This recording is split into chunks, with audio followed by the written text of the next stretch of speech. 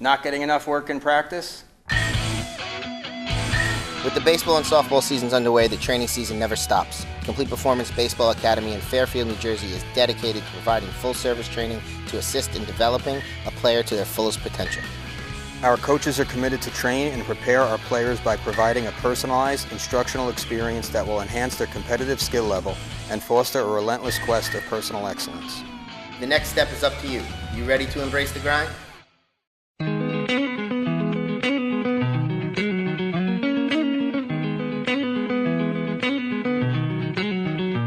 We are Talkin Baseball, NorthJerseySports.com's original multimedia series, talking all things baseball across North Jersey.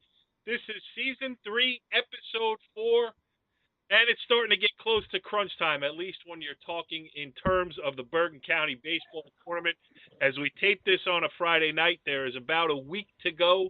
Teams getting up to that, working towards that 18-game cutoff needed for entry into the tournament, and we'll talk all about it tonight. We got a big show lined up. I am Corey Doviak, being joined by my co-host, the ever-present, everything, Joey Fashion Show Sutera. What's up, Joe? How are you, Corey? How are you? I'm a bit disappointed this week, and I think some people are going to be taken aback by my standing behind Richie B. I usually break his chops on the show and give him a little, hard time, all in fun, of course. But I got to be honest with you. Later on, the guy was just trying to do his job and was denied the opportunity to do his job at a certain school that we will discuss later. I think you know what? Now is probably the time to get right into it. Let's just set this up on this show here this week. All right. I have an interview that I taped with Mickey Hunt, a man near and dear to your heart, Joe. I mean, he's a fellow. You guys got inducted into the New Jersey State Coaches Hall of Fame on the same day last week. He's got 300 wins. You got 199. We talked all about that. He trumps me. There's no comparison to when you're talking about wins and accomplishments. Let's not insult Coach Hunt. Coach Hunt there. But let's get into what I'm really. Also on the show, we are going to have Ridgewood head coach Kurt Hommen on. I am very excited to talk to him. I've never had him on a show here on any sport. He's also was for a long time, I'm not sure if he still is, but the Tenafly football coach. I mean, I've interviewed him, I've covered him. He's a real good dude, but I've never had him on a show, so I'm looking forward to talking to him. Ridgewood had a big 2-0 win over Hackensack today. They keep winning. Again. They keep winning. Except they have a habit of losing. I saw them last week lost to Pascack Valley on the road.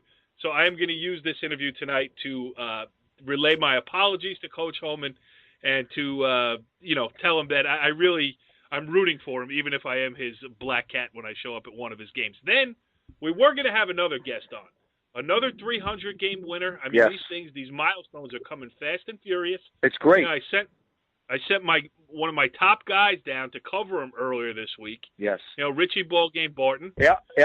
Goes down to cover Garfield Hawthorne. Just trying to do his job. The guy was just trying to do his job. Just trying to do his job.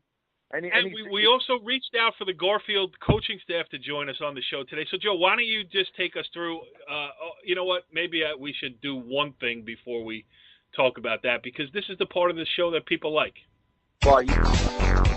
And now it is time for the segment that everybody has grown to love here on Talkin Baseball. It's unbelievable. It's the Joey Fashion Show. Rant. Thursday night. Wasn't even a blip on the radar. The week. My kids are running around. Sponsored by Moe's Southwest Grill. Good to be back. Put some hot sauce on. All right, take it away, Joe. Well, I don't know if everybody loves it.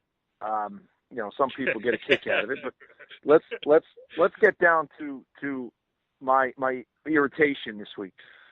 You and I, we usually discuss during the week, let's look at who we're going to have on the show. And you said, we both said actually, without question, Mickey Hunt. You told me, this is what I'll do. I said, all right, while you're there, kill two birds with one stone. We'll do the interview. Okay, boom, done. Job done, no problem. Joe, who are you getting on the show? I said, Your job as the co-host. Right. As a co-host, Joe, you get a guest, I'll get a guest. All right, here's my guest. I want to get Charlie Rigolosi from Garfield. You know, been there a long time. You reminded me that last week he had his 300th. They're having a nice season. They have a nice little squad together. So one of the best pitchers in Bergen County. Yeah, one of the best. Right. I haven't seen the kid yet, but I've seen some coaches that have, and the kid's legit. So here's how the story goes. I text Coach Rigolosi, and I say to him, Coach, like to know if you'd like to do the podcast, the radio show, whatever. Let me know. No response. Nothing. So, Stone nothing. silence. Nothing. Radio silence. Nothing. Like you would think, oh, someone wants us on the show. Who could it be? Hey, let's get. Yeah, I mean, you could understand if, like, the Record called you or something. You ignore that, but this is NorthJerseySports.com, this is baby. NorthJerseySports.com. It's not the Star Ledger. It's you're not gonna be in print. You're gonna be on the air.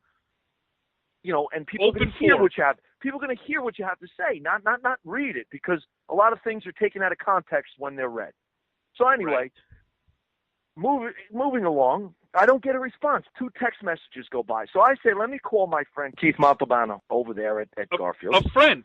This guy's a friend. A friend, and half of the tandem, who are arguably the best siblings to come through Bergen County athletics, to come through. Good officials, nice guys. Good officials, great guys, great coaches, just all around great guys. So I call him up. I say, listen to me. Trying to get Riggs, no answer.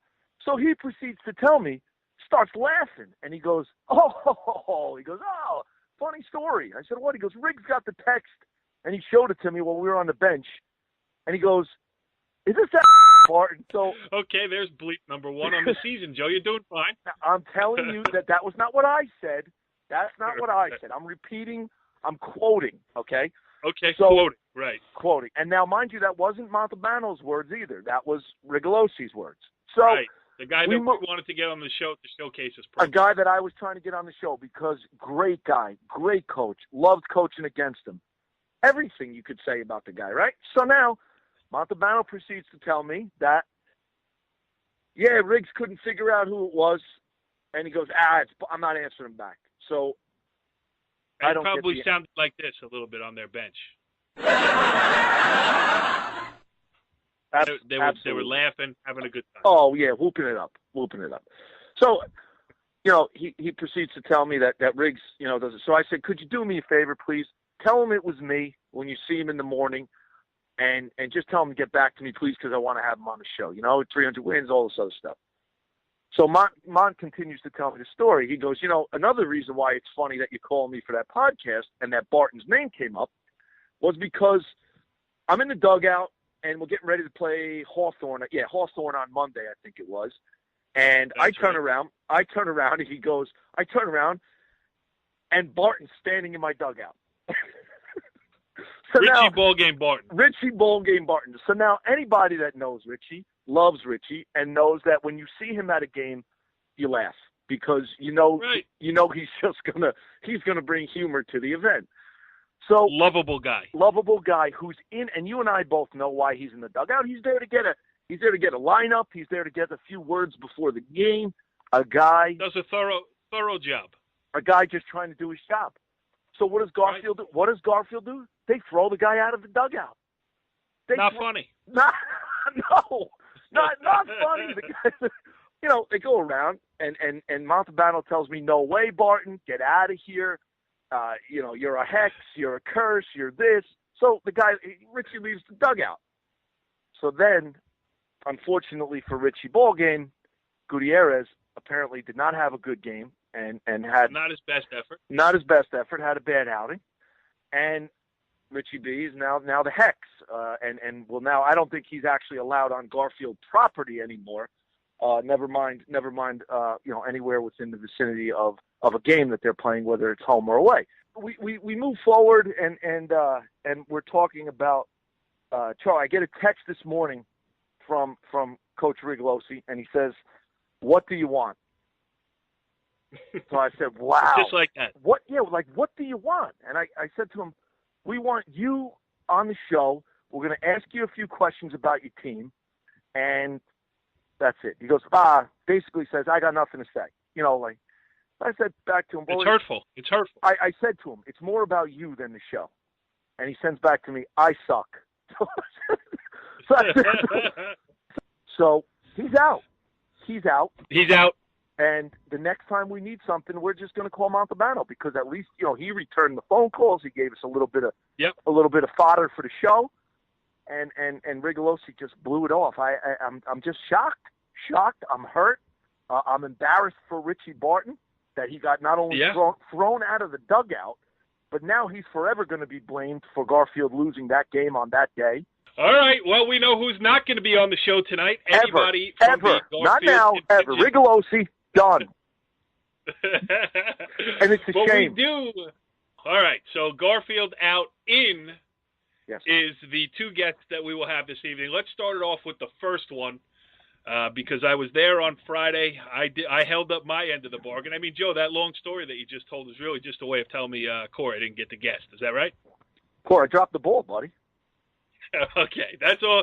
You know what? We could have saved some time and a bleep, but I did my job. I was there on hand when Ramapo won its 11th game of the year. They are 11-5 now after a 7-2 win over Paramus. And after I play this Mickey Hunt interview, Joe, it's something we could talk about with Paramus, too, because they're just having one of those years. I mean, I watched them the other day, certainly talent-wise.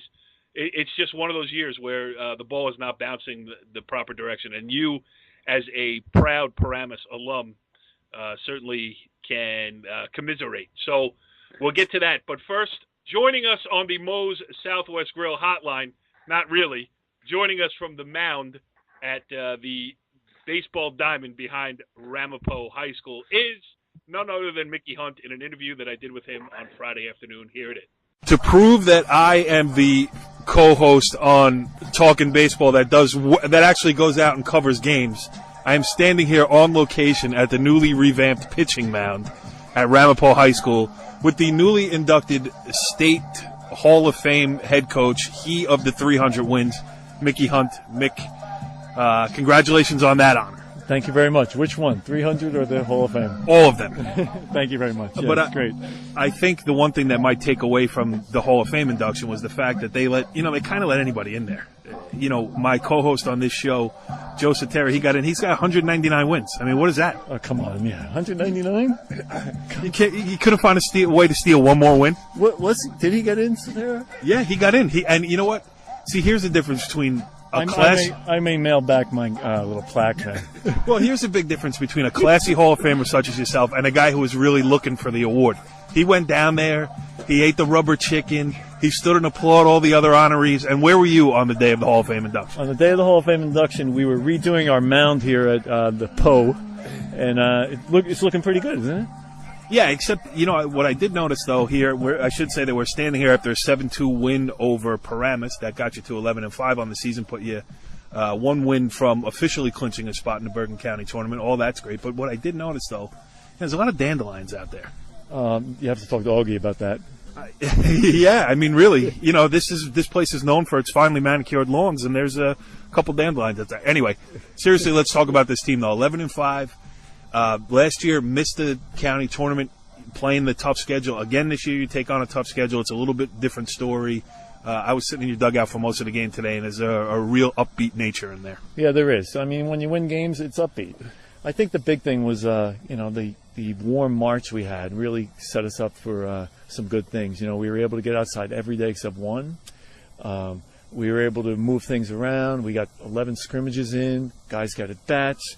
I was able to solidify our infield, move guys around the outfield, and we had guys coming back that played important roles last year. I mean, Greg Latushko, started every game for us last year. Had a good year last year. Frankie Ayala, my two captains there, they started every game last year. And guys like Evan Mooney, junior, who played as a sophomore, and AJ Ferrara. So those four, along with Matt Valenti, played a lot last year. So we had a pretty good core coming back. And, we were able to fit in guys, and, guys who played JV last year have stepped it up. Alex Pesos, he came on at the end of the year for us, varsity a little bit, but he played JV mostly last year. He's hitting almost 600 for us, so he's had a great year so far. So, with the guys we had back, we had a good nucleus, and then, the guys fitting around them, we're off to, a pretty good start here. 14 seniors, and you're sprinkling in some freshmen, including the young Casey Hunt.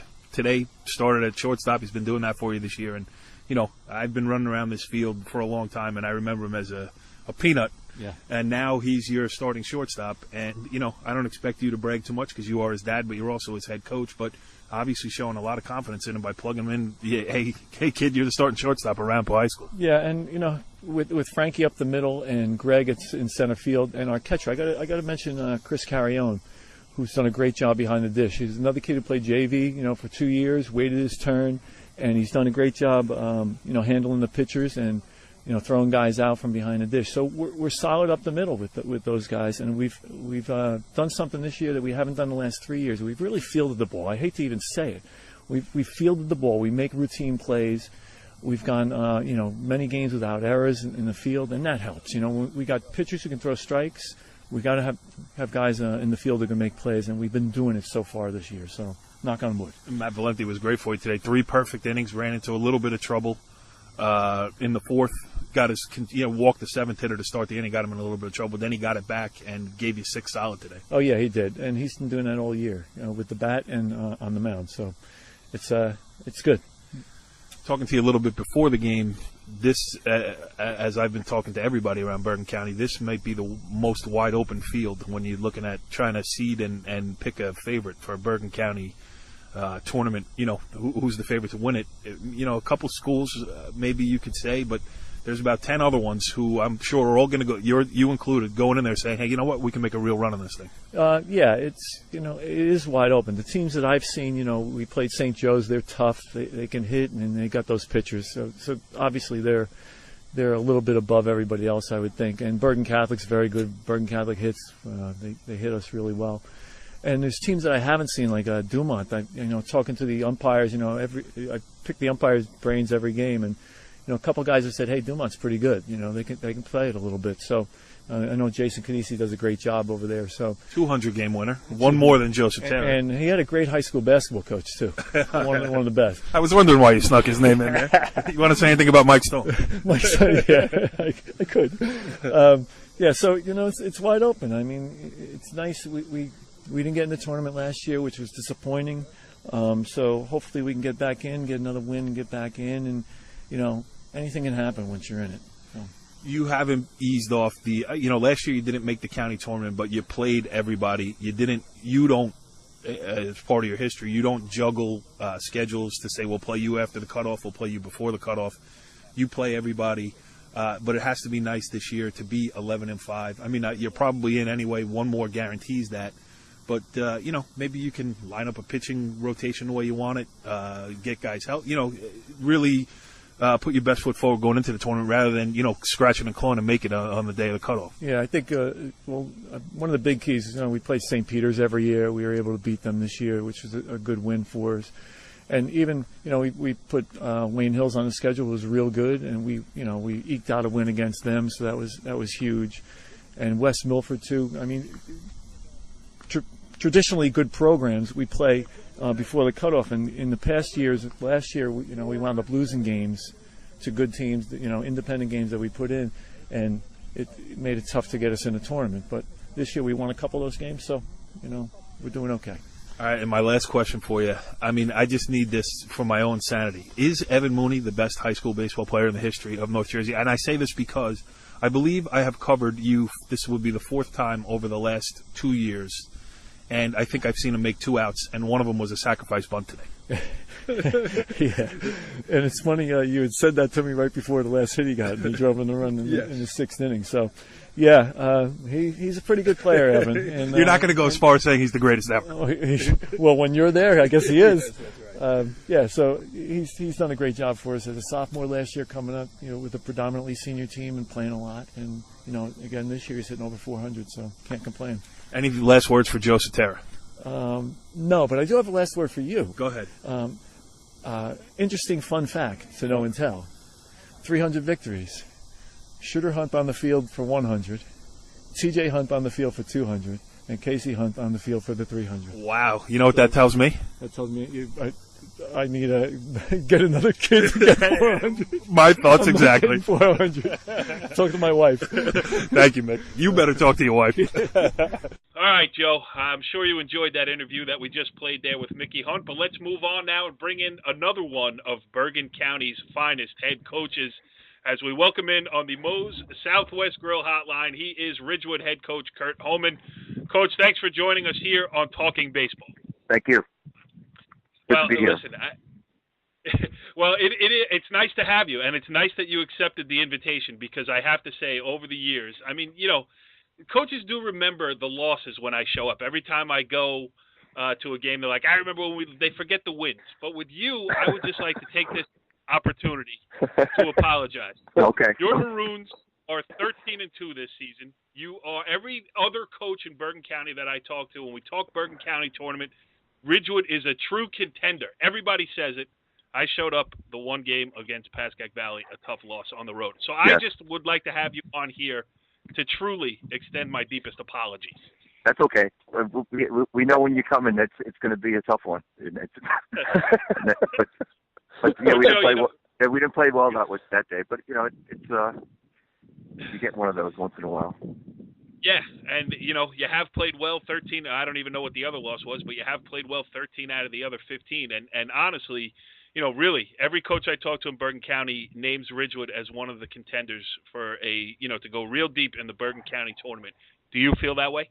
Well, you know, we have quite a few kids back from last. We were young last year, a lot of sophomores. We have mostly still a junior group for the most part. This year, a couple seniors throughout the lineup and a couple senior pitchers.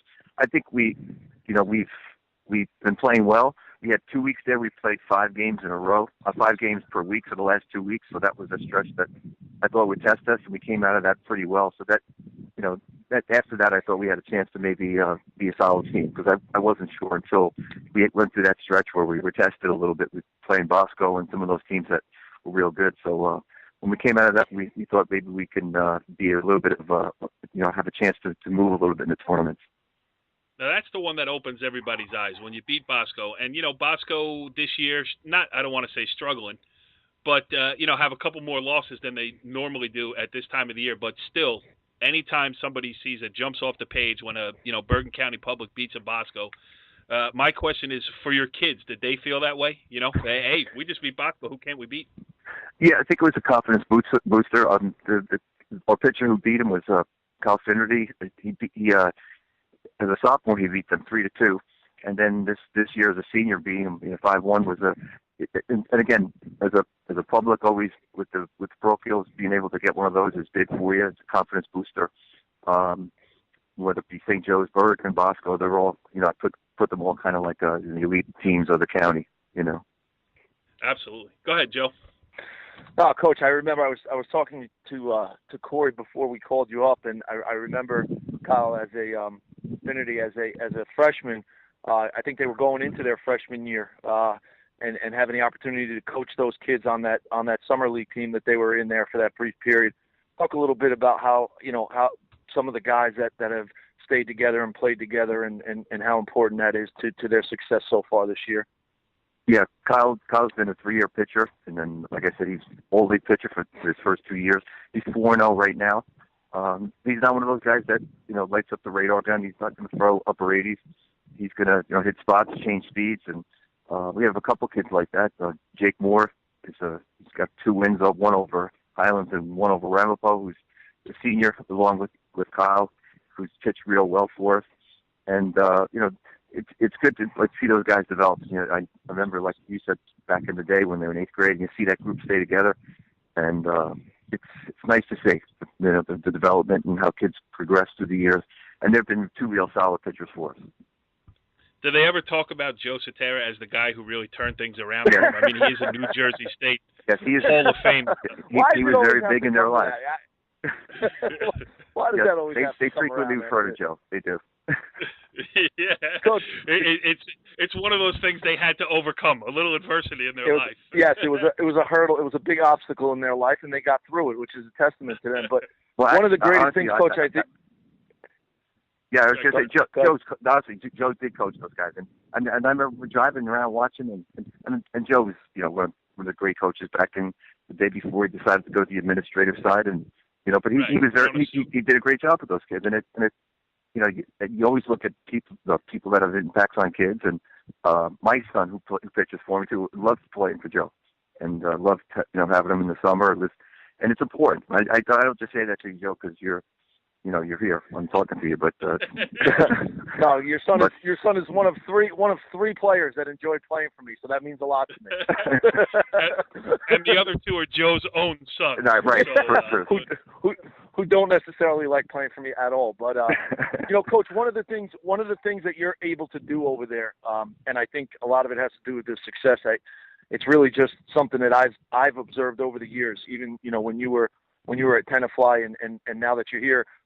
Your kids seem to stay, where you're coaching, and it's one of the things I wanted to point out is that you said it. This group of kids stayed together, and nobody really left. They played together, they grew up together, and we speak regularly on the show about how important that is to the chemistry and the success. So, keeping your guys there, keeping them in Ridgewood and in the public public school, and not losing them to parochials is huge.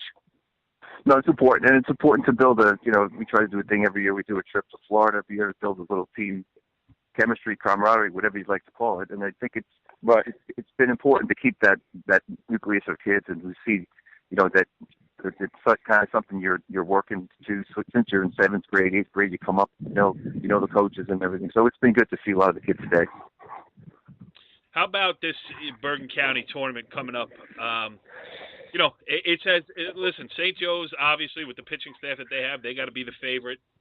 We just heard it in the Mickey Hunt interview I played. Bergen Catholic's been playing real well. But after that, there's probably, and your team obviously included in that mix, from 3 down to, 14, 12, 15, somewhere in there.